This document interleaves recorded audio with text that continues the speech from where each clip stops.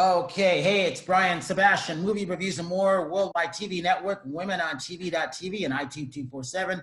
Hey, I've been wanting to interview this man for a long time. But first of all, we got to start in Miami with Tasha, totally vocally Tosh, of our co-host, nonstop Terry Marie, obviously, Hi, and guys. only Linc Hand. So I'm going to let the women jump in first because it is Linc, so I'm boring, so it's better to have eye candy, I think. So, Tasha. how are you? All right, go ahead, Terry. Go ahead.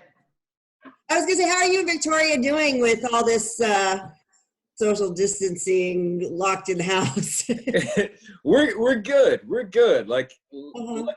lucky from my side. Like I love who I'm in the house with. So Yeah, you were newlyweds, so that's great. and I mean, there's a lot of people that are probably not in the same boat, but I'm lucky with that, and it's been good because she's still busy, so we'll take. I mean, listen, I'll get real busy, and I'm like, babe, I'm gonna take about 3 hours, and I'm gonna go play a video game. So I'm gonna go hide in a room somewhere. So that's the kind of extent of work I'm doing right now. This is a gamer's holiday, isn't it? Gamers. Yeah, real talk. Hey, Red Dead Redemption 2 has been a lifesaver for me right now. Hey, Linc, talk about when you first started. You actually started as a child actor, right? Would you call it that? No, I mean, I did it as a kid. My parents owned an advertising agency, and I started doing dog food commercials when I was like 5 years old. But I wouldn't consider it like I was a child actor or anything like that. Like I did it, but I grew up in Alabama, and it was just kind of a way for me to get G.I. Joe money. But it was no, it wasn't like I was, an LA kid actor or anything like that, which is a totally different ball game. I was just trying to make money so I could buy some dinosaurs and some G.I. Joes. The fun thing like that, because Tasha, for the audience who doesn't know, his mom is Edie Hand. I call her my Southern mom. I adore his mom. So not only is this mom an experienced social media influencer now, because the show she and I did back in 2018 now has reached 1 million views, but also Terry knows Edie Hand also because she's been on the show with us. And Terry's an influencer now too. So at 4.5 million views and counting a day, which is great. And so isn't Linc's wife, Victoria Renee Hand. I got to get wait. Yeah. But all that, he's in great company with great women around him. So I say that first because none of this would have been possible had I had not met Linc bunched up on a yacht, which is really a boat, through Arizona, with his mom there saying, I got a movie for you to see. Now, none of that come from Mark, we wouldn't be where we were today, Terry. We just wouldn't. So I just see Linc bunched up with a blanket over his head saying, what am I doing here? And that's what he meant. You remember that? That's real talk. I was trying to hide like I was in Assassin's Creed. Like I was just trying to lay low as humanly possible. Hey, Linc, talk about this. So you missed the gym. Terry misses the gym. So if I remember, oh my God, get up early in the morning, go to the gym like 5 in the morning, right? Yeah. In the normal world, I get up at 4 a.m. and start my day. The first couple weeks that we got locked down out here in California, I just kind of after 2 days of it, I decided, you know what, I just want to take about a week and kind of just detox from everything because my brain was kind of going crazy. I didn't really know what was going on. I just wanted to give myself permission to relax. And I probably ate every piece of candy that I could imagine. And basically just kind of binged on food and I guess stress ate a lot. And then I kind of calmed down, kind of chilled out a little bit. I was like, all right, if I keep doing this, then I'm going to put on like a COVID 95 pounds of fat that will be no fun to take off when everything starts back up. Well, so now I'm back on a routine, Yeah, I was telling Brian when this started, I was like, we had withdrawals of the gym the first day. So I went online and I just bought a bunch of gym equipment and I'm doing more HIIT training now. So I'm even have to, I'm kind of changing my whole workout schedule, which is, it's good because I've never really been into HIIT training, but I really have no choice right now because I can't lift. Yeah. So that's kind of good because I'm mixing it up. But yeah, it's not the same as being. No. Like I've got like a couple sets of like super light dumbbells, and I've got like a 25-pound plate and a bunch of bands. Mm-hmm. And so literally my workouts now that I've started back on a regimen is I've kind of set a goal of like, I want to do 1,000 push-ups a day, and then kind of change up different little things that I'm going to like, maybe one day I'll try to do 1,000 calf raises or whatever, like shoulder raises with those super light dumbbells. Cause it's not the same as going to the gym and picking up some heavy weight, but at least that way I'm kind of getting some movement, kind of get some flexibility in. But it's hard, man. The gym is therapy. Like that's where I can go and, you have a crazy day at work or crazy day anywhere, like getting in the gym is like, oh my God, it's like an oasis of just getting stress out. Yeah, I think that's the way for a lot of people. But I can suggest something, and for me watching is you can get weighted vests. And I'm wearing a weighted vest every time I work out. I've got a 10-pounder, so that at least is adding some more resistance to my workout. So I'm trying to get as creative as possible. And I'm also wearing the ankle, what are they called? The ankle weights when I work out. Oh, old school ankle weights. I dig it. Yeah. I respect it. Yeah. I mean, listen, I've got a flak jacket that you can put like bulletproof plates and stuff in that I've got weights in. So it's like 40 pounds. But when I was running around the neighborhood with that, when all this stuff was going on and everybody was kind of in zombie apocalypse mode, it looked a little too much like I was running from zombies. So I was like, that's when everybody was out buying toilet paper. Yeah, because my thing's like full camouflage, like full on like military grade stuff, and people were looking at me super sketchy, especially with my haircut because I did the quarantine haircut. Everybody was like, "All right, GI Joe's running through my neighborhood. What's going on right now?" That's actually really funny because my boyfriend has that cut of yours because he was like literally an afro, and I was like, "You're looking crazy. You need to chop it off." And he literally called it the GI Joe look. Now that you said it, I'm like, oh my God, yes. Yep. Yeah, exactly. Exactly. So, it's so easy. You ended up on this really good series that I really like, and I believe you guys are going to get a second season with it because I just see it coming. Talk about Whiskey Tango. How did you get that, first of all?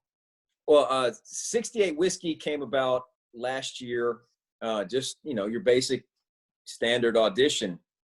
And, it's really incredible people. It's Ron Howard, it's Brian Grazer, it's, they're the two executive producers. You got Roberto Benavieve who create, Weeds and all these other, The Brink, these big shows. And it's just something very lucky to be a part of. And it's a military show.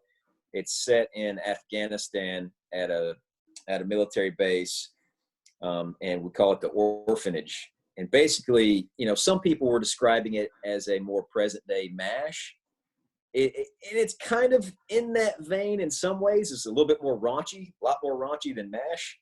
But it's a fun approach from military medics and kind of what they do, trying to pass the time when they have to go out and get someone and bring back. So there's the drama of the war part, but it's also the crazy hijinks of what's going on when you're not in the middle of helicoptering in trying to pull somebody out of a battle zone.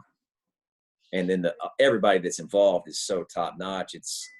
You're lucky in any place out here to get a job, but to get one that's got this level of people involved in it, I'm so blessed, so lucky, and kind of shocked that they picked me, and I'm just holding on for the ride, and I'm digging it. So would you say, sorry, Brian, would you say that playing, like, if you had to choose the one, like, person that you had to portray as an actor, would you choose Crash, or would it be from another movie, or what would it be? To me, Crash is so much fun because we throughout the season we touch on a little bit of Crash's stuff. We haven't really dove into it too much yet, but he's a fun-loving guy that really enjoys what he does. And for a Cliff Note version of it, he's a cowboy pilot who's really good at what he does. and just kind of likes to have fun, because what he does, he knows every day that he's going to fly into a battle zone and he could get shot at, he could get shot down. So you kind of have to go into it with this sort of cavalier attitude of like, you know what, I'm indestructible. I enjoy this. Otherwise, there's no way he could get and do his job every day. And it's kind of fun to play a character that has levity, that can crack jokes in these super serious moments, because, you know, in real life, we go through drama, and the first thing we want to do is kind of laugh to smooth that over, so you don't just sit there and sink into the pits of it. Or at least, you know, in the real life, that's what I try to do, I think. I do the same thing, so I guess I don't like break down. Exactly. Try to keep yourself sane.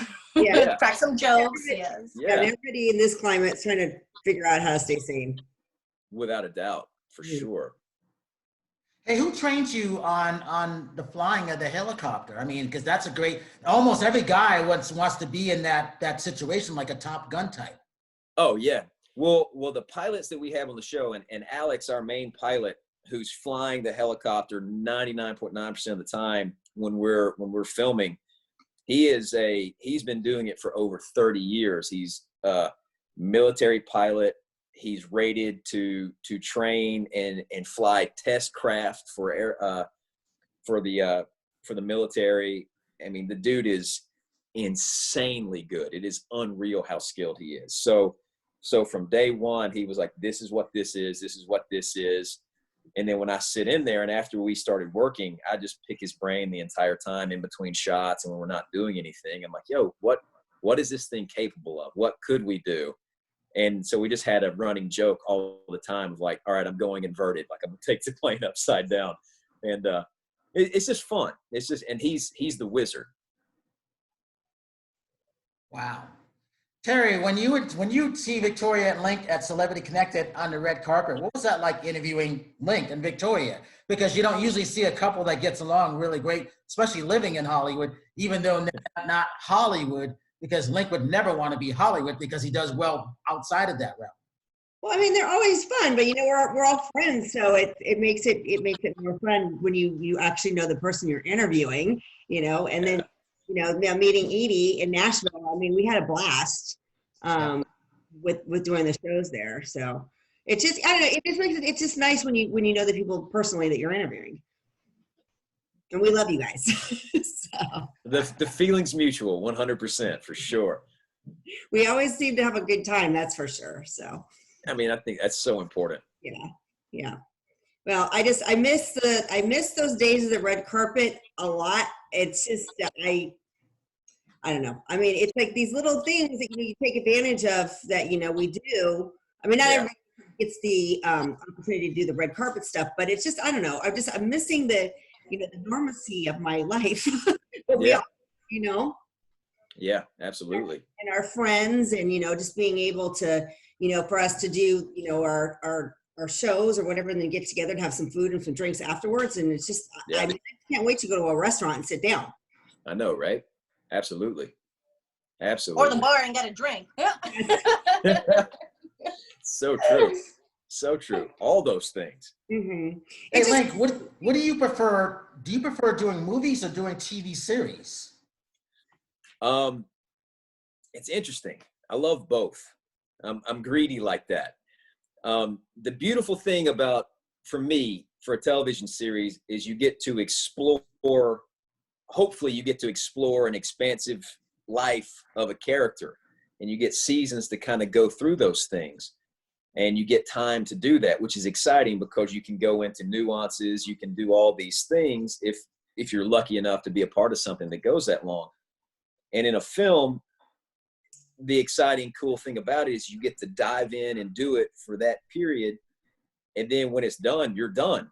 Like maybe you do an interview, maybe you talk about it, but you've lived that life. Now you let it go and let the editors do their magic, let the director get in there and do his thing, and you're hands off. But with a series, you kind of get to get in there and breathe some life into something that's ongoing, and hopefully people resonate with and have fun with and want to tune in with you every week. So when you were reading that script for that, and then you finally got that call, what was your first reaction? Real talk? Yeah. Started crying. Wow. Yeah. Because it came at a point where there had been some, listen, entertainment is not promised to anybody. It's a tough gig.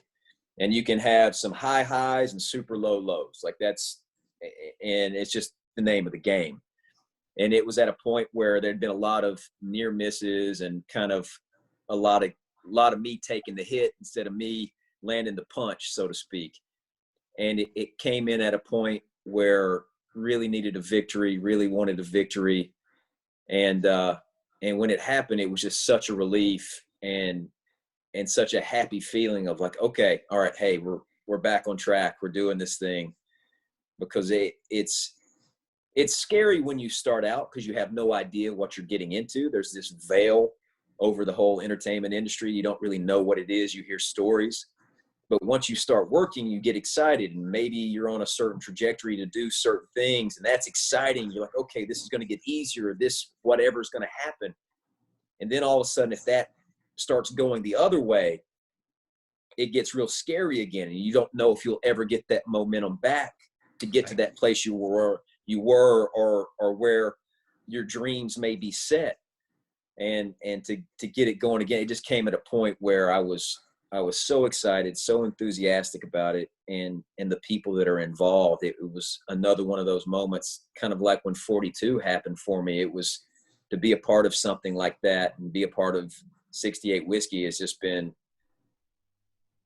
well, Terry was talking about it. In life, we take so many things for granted, and it was kind of a way of circling back, going, you're getting to do something that you've wanted to do for a very long time. Enjoy every single aspect of it. As cliche as that sounds, it's so important because it's real easy when you start doing the red carpets again in 2 weeks after you do several of them and you get tired, you get hungry, you get cranky. You're like, oh, I don't want to do the next one. We forget these moments where we're sitting here and we can't do them, how much we love them or whatever that is. And so it's been very, very important for me just to kind of reflect on that and how lucky I am to get to do what I love to do.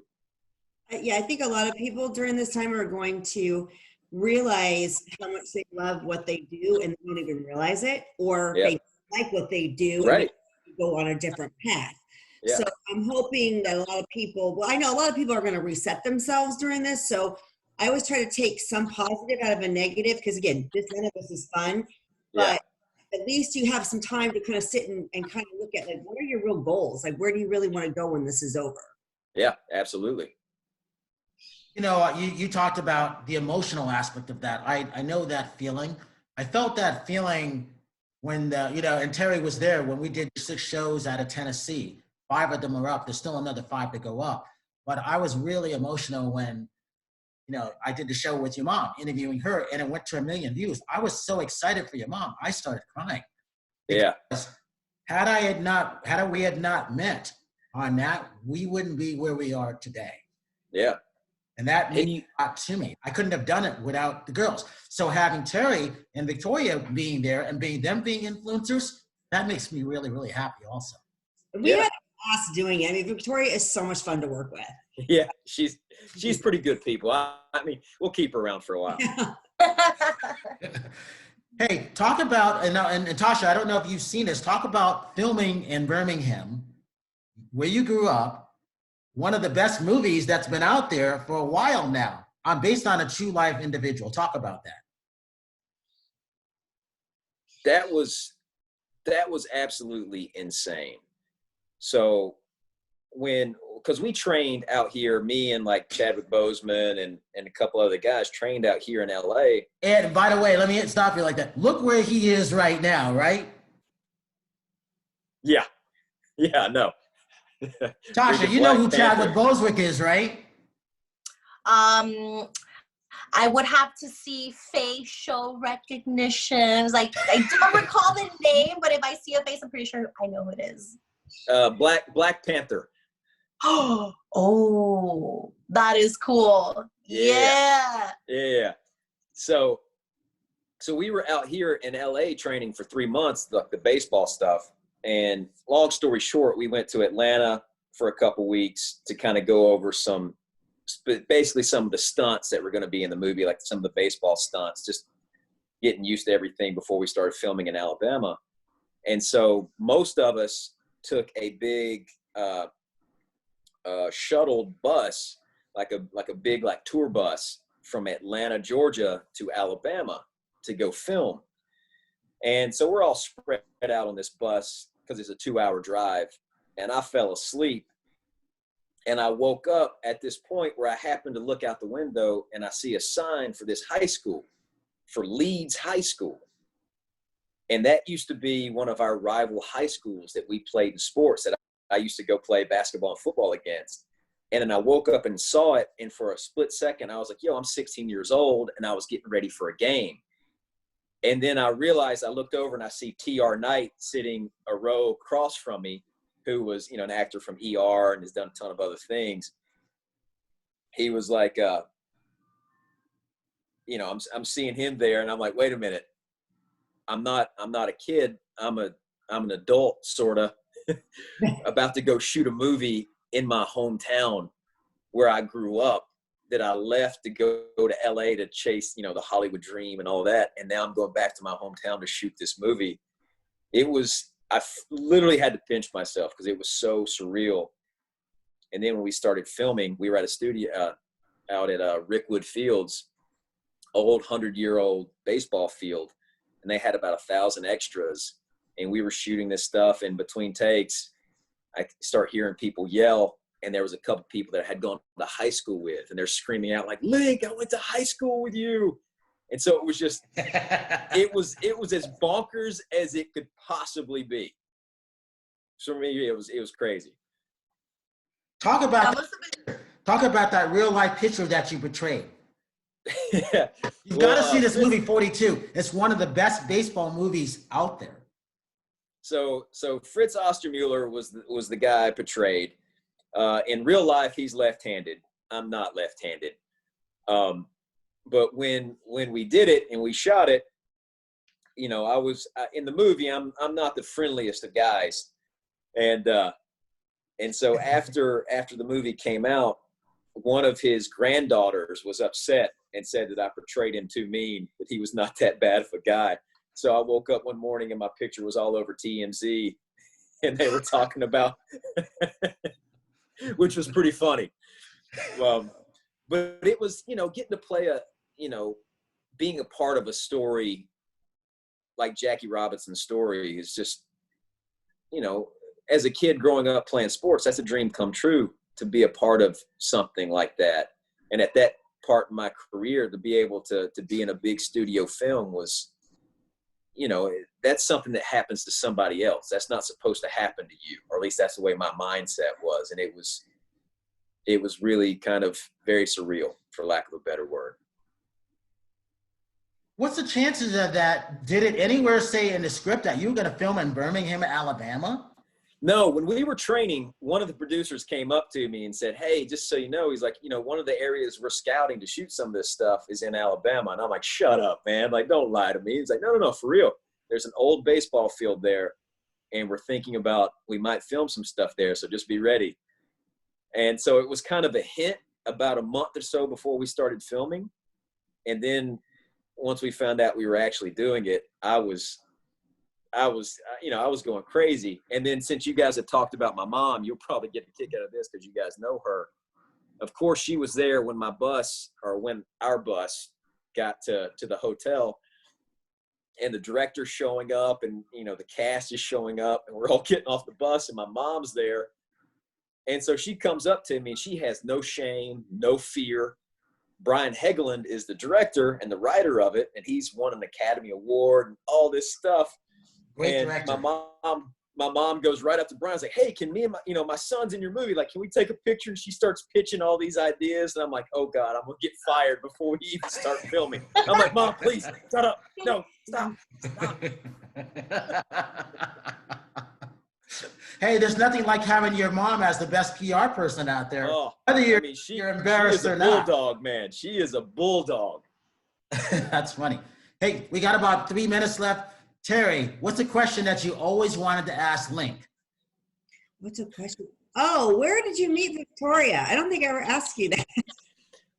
We met we were around each other at several different events several times, and kind of had talked. We had some mutual friends in common, and then finally, just kind of serendipity, things worked out, and we started talking more. And I asked her to go out, and then we ended up getting married. So it was very simple. Kind of we kept showing up, kept running into each other, because LA is a small town in a lot of ways. It is. It's kind of scary because it's like, sometimes I go, oh, I didn't realize how many people I know in LA that know it's a 6 degree of separation type of thing. 100%.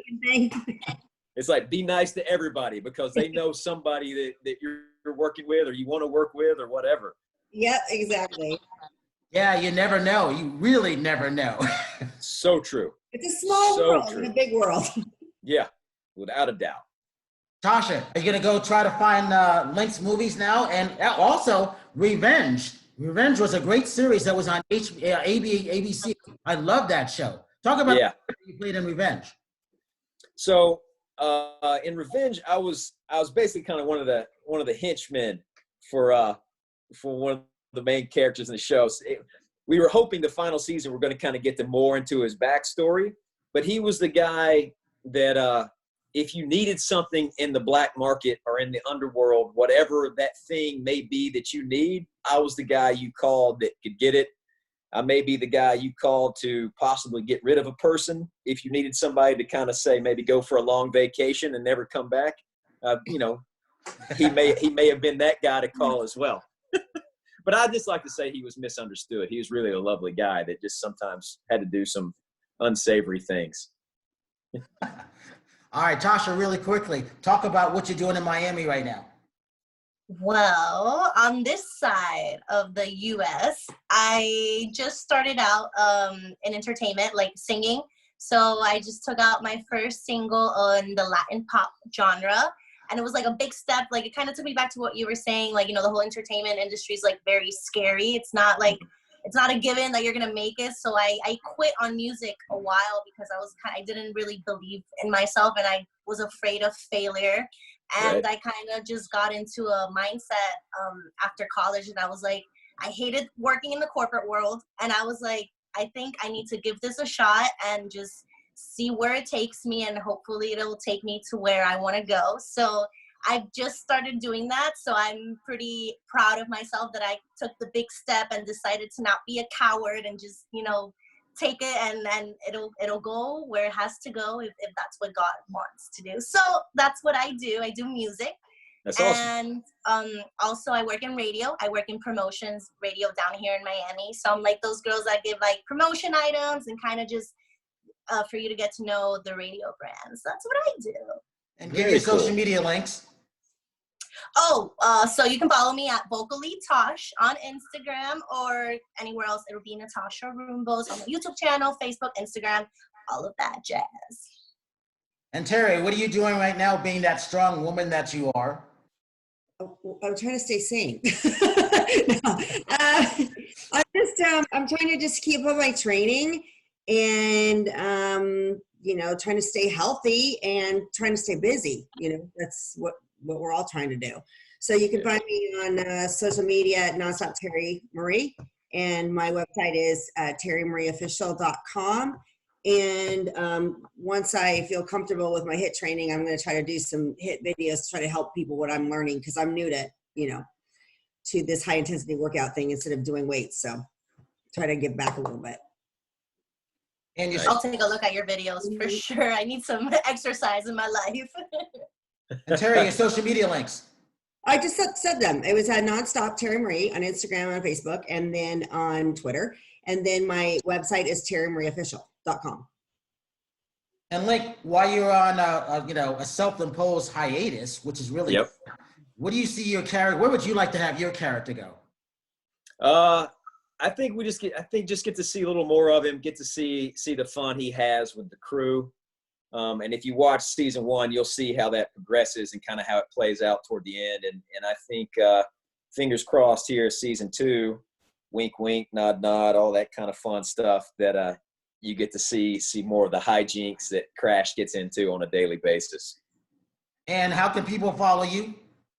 All of my handles are exactly the same. It's the Linc Hand at either Facebook, Instagram, Twitter, and you'll know it's me because I got that little blue check mark. So if you see my name and it doesn't have the blue check mark, it's not me. Verified. Okay. I'm super bougie like that. Super bougie like that. All right. I want to thank everybody for this. This is Brian Sebastian, Movie Reviews and More, for Tasha in Miami, Terry in Redondo, Lincoln in California. Yep. Me in Las Vegas, Movie Reviews and More, the Worldwide TV Network, WomenOnTV.tv, and IT247. And we'll see you next week.